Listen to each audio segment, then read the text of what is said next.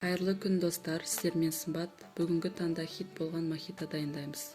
Бізге керегі барбадос сиропы, мендегі ягодный твист, апельсин, лимон, жалбыз және сарыағаш керек.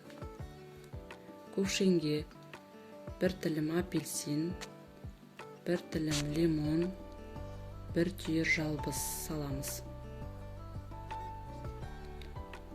2 ас қасық сиропымызды қосамыз.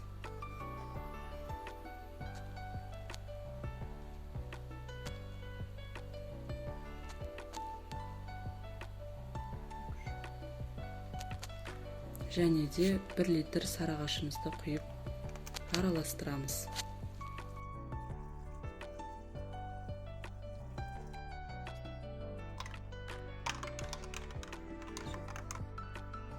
Жаздың аптап ыстығында сергітетін ерекше дәмді сусын жасап көріңіздер.